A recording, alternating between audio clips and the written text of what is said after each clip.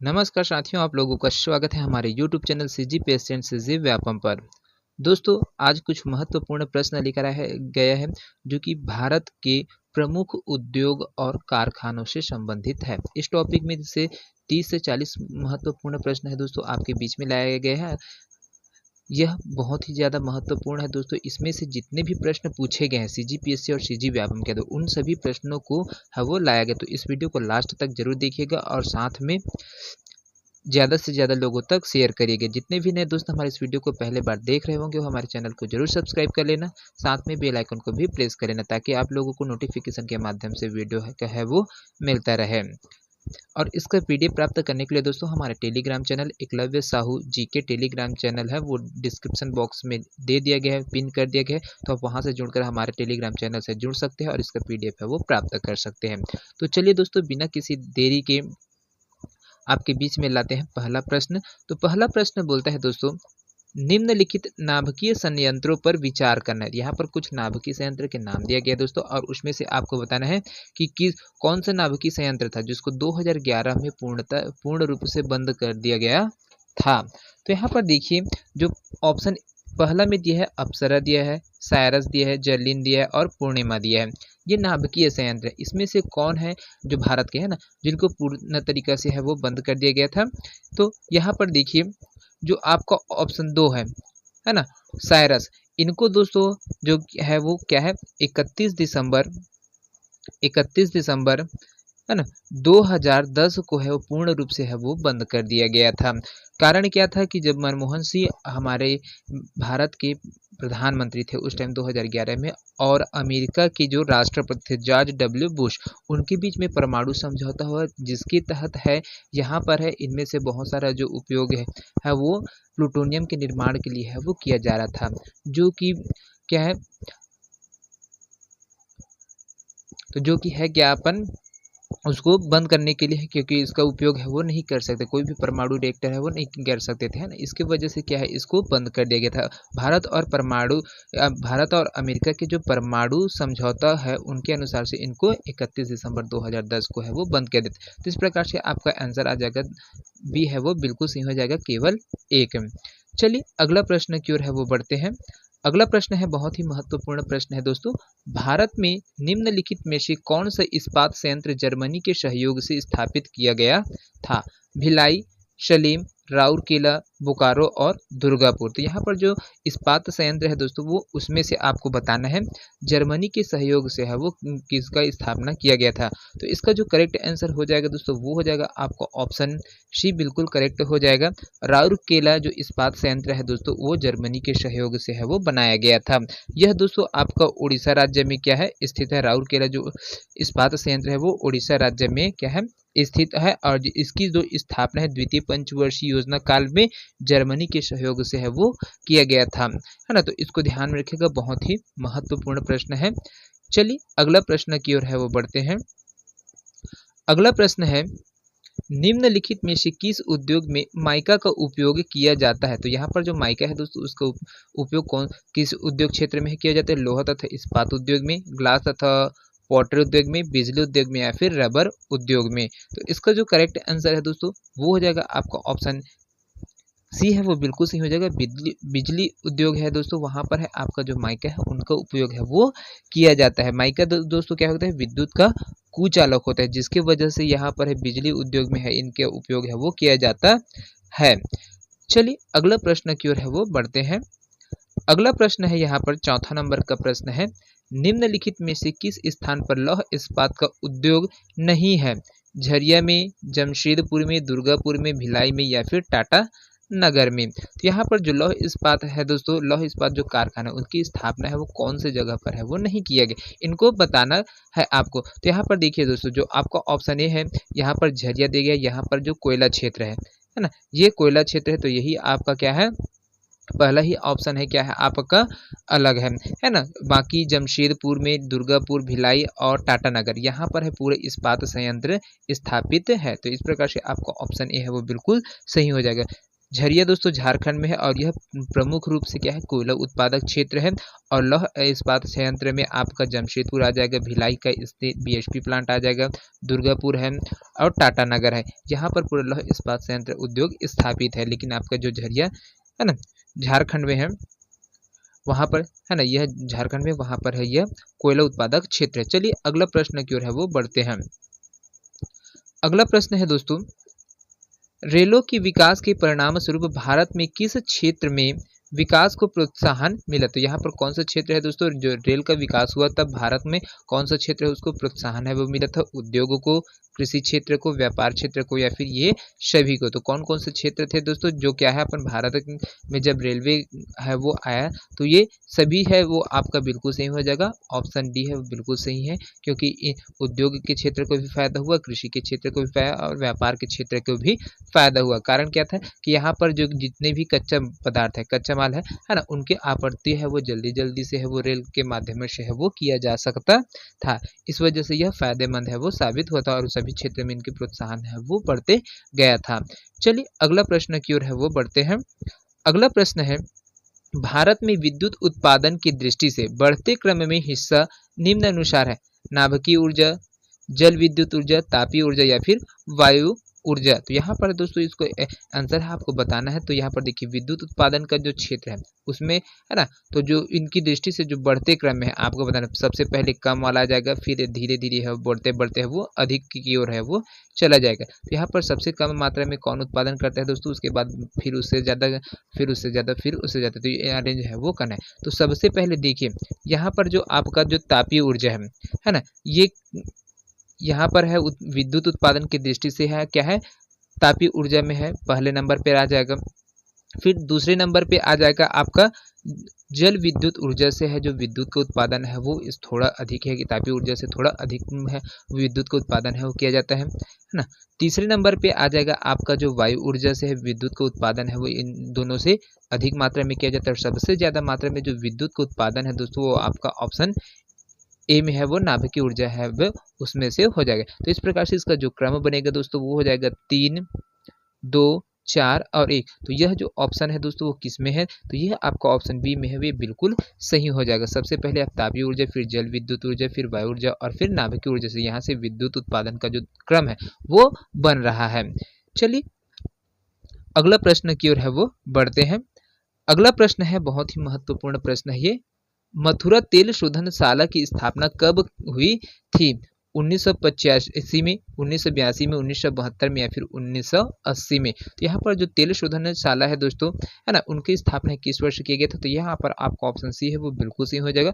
मथुरा का जो तेल शोधन स्थापना है दोस्तों, उनकी स्थापना है 1972 में है वो 2 अक्टूबर 1972 में है वो इनकी स्थापना है वो की गई थी, जिसका जो शिलान्यास है जो उस टाइम के जो तत्कालिक प्रधानमंत्री थी इंदिरा गांधी जी है ना, इंदिरा गांधी जी है उनके द्वारा क्या है इनका क्या है शिलान्यास है वो किया गया था। तो इसको भी ध्यान में रखिएगा, बहुत ही महत्वपूर्ण प्रश्न है। चलिए अगला प्रश्न की ओर है वो बढ़ते हैं। अगला प्रश्न है, भिलाई इस्पात संयंत्र किस देश के सहयोग से स्थापित हुआ है?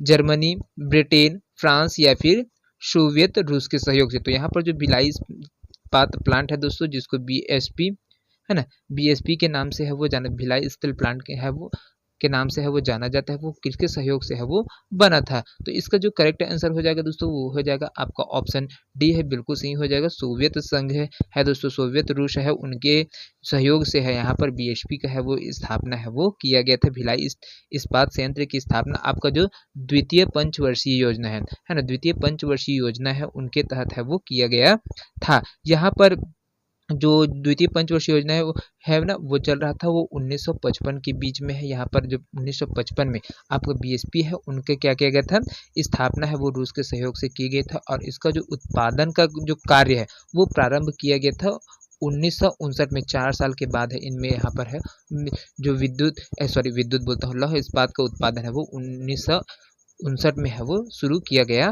था। चलिए अगला प्रश्न की ओर है दोस्तों बढ़ते हैं। अगला प्रश्न है बहुत ही महत्वपूर्ण प्रश्न है, कोंकण रेल मार्ग बनाने के लिए कौन से 4 राज्यों के एकजुट होकर संसाधन जुटाए हैं? यहाँ पर कोंकण रेल मार्ग बनाया गया था दोस्तों, वहाँ पर है ना तब यहाँ पर जो 4 राज्य थे उसमें से कौन कौन से जो एकजुट होकर क्या गए थे, संसाधन को जुटाए थे और बनाए थे इनको, है ना। तो देखिए महाराष्ट्र, केरल, गुजरात और गोवा, केरल, गोवा, गुजरात और कर्नाटका, महाराष्ट्र, कर्नाटक, गोवा और दमन दीव, केरल, कर्नाटक, गोवा और महाराष्ट्र, और कर्नाटक, महाराष्ट्र, तमिलनाडु और गोवा। तो यहाँ पर इसका जो करेक्ट आंसर हो जाएगा दोस्तों, तो वो हो जाएगा आपका ऑप्शन डी है वो बिल्कुल से हो जाएगा। केरल, कर्नाटक, गोवा और महाराष्ट्र, ये चारों राज्य है दोस्तों एकजुट होकर इनका जो जितने भी संसाधन है उनको जुटाए थे और यहाँ पर है इनका निर्माण है वो किया था, है ना। जो कोंकण रेल मार्ग बनाने के लिए पूरे जितने भी संसाधन की आवश्यकता थी उनको एकजुट होकर लाए थे।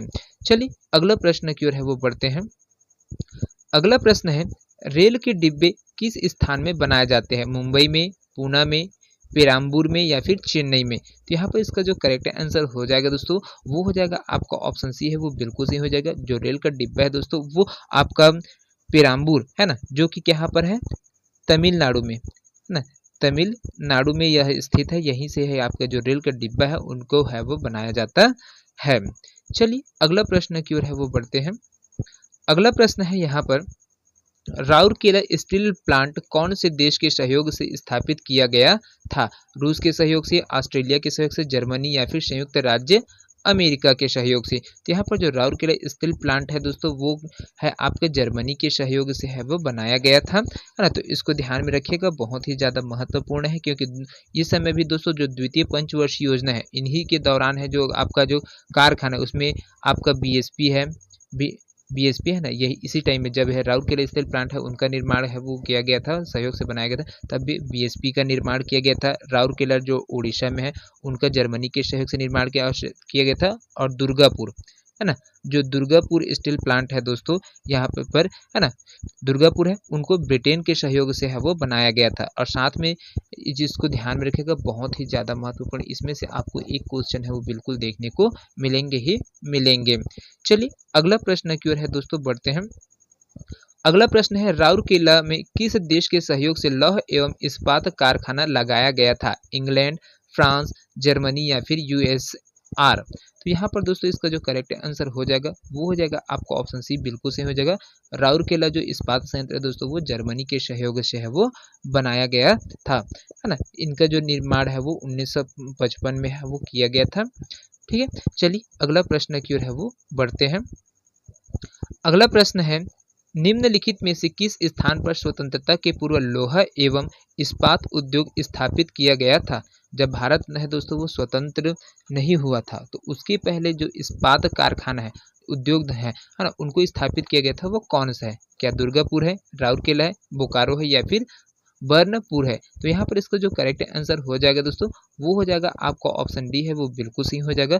बर्नरपुर है दोस्तों, बर्नरपुर है ना, यहाँ पर है जो भारत स्वतंत्र नहीं होता उसके पहले ही यहाँ पर है जो लोहा और इस्पात उद्योग है वो स्थापित किया जा चुका था। तो यहाँ पर देखिए दोस्तों बर्नर है, वहाँ पर जो स्थापना हुआ था इनके तो यह 1936 में है वो किया गया था। राउरकेला है जो है ना, राउरकेला उड़ीसा है वो उनके 1955 से 1959 के बीच में है राउरकेला के है निर्माण है वो किया गया था। साथ में जो दुर्गापुर पश्चिम बंगाल में है उनके भी स्थापना है वो 1959 में है वो किया गया था। और साथ में आपका जो बोकारो, ये बोकारो है झारखंड है ना, झारखंड में यह स्थित है और इनका जो निर्माण हुआ था 1964 में है वो किया गया था। तो इनको याद रखिएगा, बहुत ही ज़्यादा महत्वपूर्ण है। चलिए अगला प्रश्न की ओर है वो बढ़ते हैं।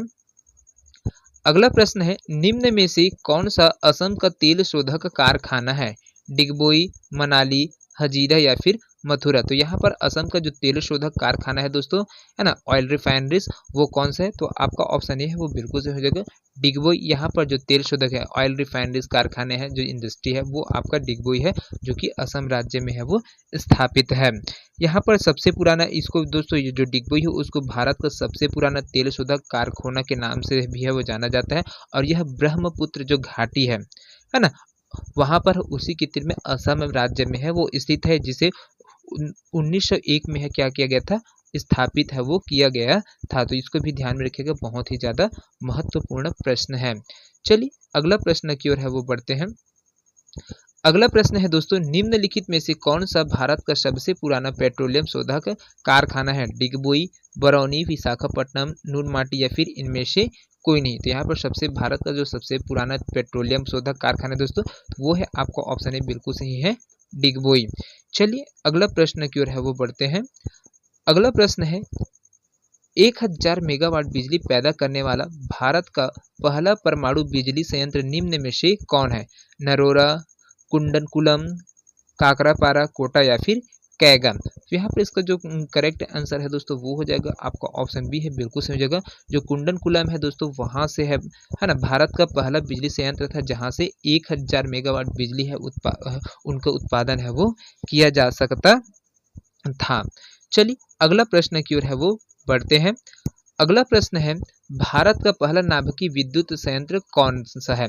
तारापुर परमाणु विद्युत संयंत्र महाराष्ट्र, राजस्थान परमाणु विद्युत संयंत्र राजस्थान, कैगा उत्पादन संयंत्र कर्नाटका, मद्रास परमाणु विद्युत संयंत्र तमिलनाडु या फिर नरोरा परमाणु विद्युत संयंत्र उत्तर प्रदेश। तो यहाँ पर इसका जो करेक्ट आंसर है दोस्तों वो हो जाएगा आपका ऑप्शन ए है, वो बिल्कुल सही हो जाएगा। भारत का जो पहला नाभिकीय विद्युत संयंत्र था दोस्तों वो तारापुर परमाणु संयंत्र विद्युत संयंत्र जो कि कहाँ पर है, महाराष्ट्र राज्य में स्थित है। यह भारत का पहला नाभिकीय विद्युत संयंत्र था। अभी दोस्तों जो विद्युत संयंत्र नाभिकीय विद्युत संयंत्र की बात करें तो वर्तमान में 7 प्रमुख है ना, 7 प्रमुख विद्युत संयंत्र है वो अभी वर्तमान में है वो संचालित है, जिससे है बहुत सारे कार्य है वो किए जाते हैं, खासकर बिजली उत्पादन के क्षेत्र में है वो किए जाते हैं, है ना। चलिए अगला प्रश्न की ओर है वो बढ़ते हैं। अगला है, भारतवर्ष में आधुनिक उद्योगों के तिथि क्रम में सर्वप्रथम कौन सा उद्योग आता है? कॉफी, नील, जूट या फिर चाय। तो यहाँ पर इसका जो करेक्ट आंसर है दोस्तों वो हो जाएगा आधुनिक उद्योग के जो तिथि क्रम है ना, तो उनके आधार पर कौन सा है जो आपका उद्योग है वो आता है। तो यहाँ पर आपका ऑप्शन ए है वो बिल्कुल सही हो जाएगा, जूट है वो आता है। चलिए अगला प्रश्न की ओर है बढ़ते हैं। अगला प्रश्न है यहाँ पर, निम्नांकित में से कौन सा इस्पात संयंत्र भारत में सार्वजनिक क्षेत्र का सबसे पुराना क्षेत्र है? तो VISL, बोकारो, भिलाई या फिर दुर्गापुर। तो यहाँ पर जो इस्पात संयंत्र है दोस्तों जो सार्वजनिक क्षेत्र में सबसे पुराना है तो वो कौन है? तो आपका ऑप्शन ए है वो आ जाएगा VISL।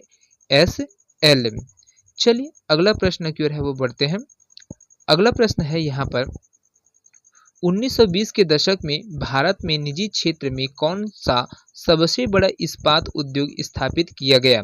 Godavari steel company, Tata Ispat and steel company, Bengal steel या फिर बिरला स्टील इंडस्ट्री। तो यहाँ पर इसका जो करेक्ट आंसर है दोस्तों वो हो जाएगा आपका ऑप्शन ए है वो बिल्कुल सही हो जाएगा, गोदावरी स्टील कंपनी है ना। चलिए अगला प्रश्न की ओर है वो बढ़ते हैं। अगला प्रश्न है दोस्तों यहाँ पर आपको क्या है, कंपनी का नाम दिया है और उनका उत्पाद है वो दिया गया है, तो उनको हमें है सुमेलित करके इसका करेक्ट आंसर है वो बताना है। तो यहाँ पर देखिए दोस्तों जो भेल है, भेल इनका जो करेक्ट आंसर हो जाएगा वो हो जाएगा आपका यहाँ से विद्युत का उत्पादन है वो किया जाता है ना। HAL है, हॉल है, इनसे आपका क्या है, वैमानिकी है, एरोनॉटिक्स है, उनको उत्पादन है किया जाता है, उत्पाद बनाया जाता है। सेल से आपका शैल से है लौह और इस्पात संयंत्र है उसका उत्पादन किया जाता है, और होकल है उससे आपका रासायनिक पदार्थ है जो केमिकल है, पेट्रोल है, उनका निर्माण है वो किया जाता है। चलिए अगला प्रश्न की ओर है वो बढ़ते हैं। अगला प्रश्न है दोस्तों बहुत ही ज़्यादा महत्वपूर्ण है, इस्पात संयंत्रों की पूर्व से पश्चिम निम्नांकित व्यवस्थाओं में से कौन सा सही क्रम है? तो यहाँ पर पूर्व से पश्चिम में आपको अरेंज करते हैं दोस्तों, यहाँ पर जो इस्पात संयंत्र है उनको है वो बताना है। तो देखिए राउरकेला दिया है, जमशेदपुर, बर्नरपुर और दुर्गापुर, बर्नरपुर, दुर्गापुर, जमशेदपुर और राउरकेला, दुर्गापुर, बर्नरपुर, जमशेदपुर और राउरकेला, और डी है आपका दुर्गापुर, जमशेदपुर, बर्नरपुर और राउरकेला। तो यहाँ पर इसका जो करेक्ट आंसर है दोस्तों वो हो जाएगा आपका ऑप्शन सी है वो बिल्कुल सही हो जाएगा दोस्तों। यहाँ पर है ना दुर्गापुर है आपका पूर्व में है, उसके बाद बर्नरपुर है, फिर जमशेदपुर है, फिर राउरकेला है वो आता है। चलिए अगला प्रश्न की ओर है वो बढ़ते हैं। अगला प्रश्न है दोस्तों यहाँ पर, निम्नलिखित में से कौन सा लौह इस्पात संयंत्र लौह अयस्क क्षेत्र के समीप स्थित है? जमशेदपुर, भद्रावती, दुर्गापुर, बोकारो या फिर इनमें से कोई नहीं। तो यहाँ पर इसका जो करेक्ट आंसर है दोस्तों वो हो जाएगा आपका ऑप्शन बी है वो बिल्कुल से हो जाएगा, भद्रावती। चलिए अगला प्रश्न की ओर है बढ़ते हैं। अगला प्रश्न है, लौह इस्पात संयंत्रों के निम्नलिखित समूहों में से कौन सा समूह छोटा नागपुर क्षेत्र से बाहर स्थित है?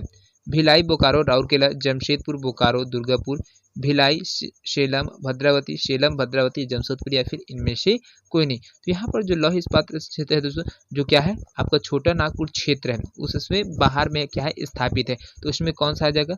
आपका ऑप्शन सी है वो बिल्कुल सही हो जाएगा। भिलाई छत्तीसगढ़ में है, सेलम और भद्रावती है ना, तो ये ऑप्शन सी है आपका बिल्कुल करेक्ट हो जाएगा। चलिए अगला प्रश्न की ओर है वो बढ़ते हैं। अगला प्रश्न है, निम्नलिखित में से कौन कोर इंडस्ट्रीज नहीं है?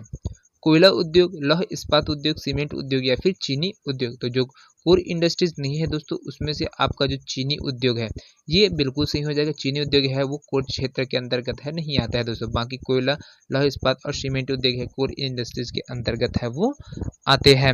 यहाँ पर भारत का जो कोर इंडस्ट्रीज है दोस्तों, उसमें आपका पहला नंबर में पेट्रोलियम और रिफाइनरीज है, उनको रखा जाता है।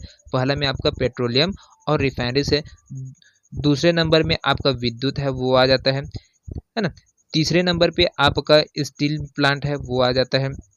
चौथे नंबर पे आपका कोयला आ जाता है और पांचवें नंबर में आपका कच्चा तेल है। छठे नंबर में प्राकृतिक गैस, सातवां में सीमेंट और आठवां में जो उर्वरक है ना, रसायन है, तो वो सभी है क्या है आपका कोर इंडस्ट्री के अंतर्गत आता है, लेकिन जो चीनी है वो नहीं आता है।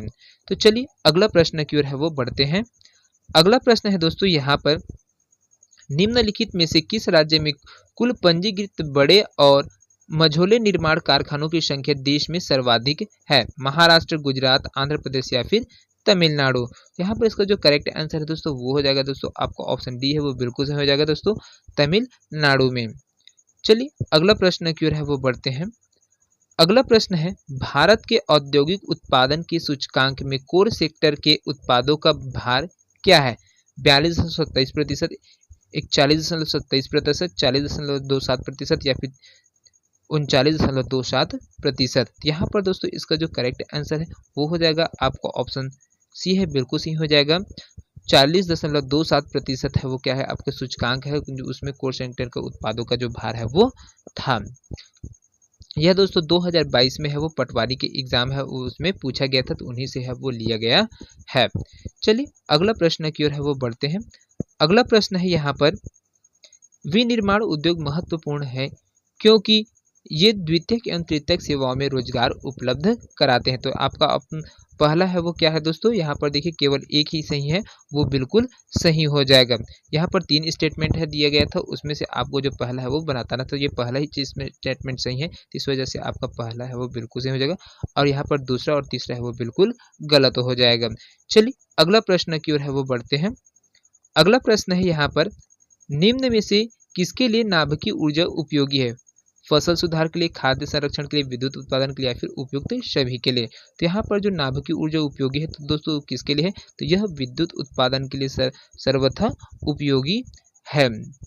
जो नाभिकीय ऊर्जा है दोस्तों वो विद्युत उत्पादन हेतु सबसे ज्यादा उपयोगी होते हैं, जहाँ क्या कहते हैं नाभिकीय ऊर्जा से विद्युत हेतु क्या किया जाता है अपन न्यूक्लियर रिएक्टर में नियंत्रित जो श्रृंखला अभिक्रिया की है वो किया जाता है और इसी से है वो विद्युत उत्पादन है वो किया जाता है।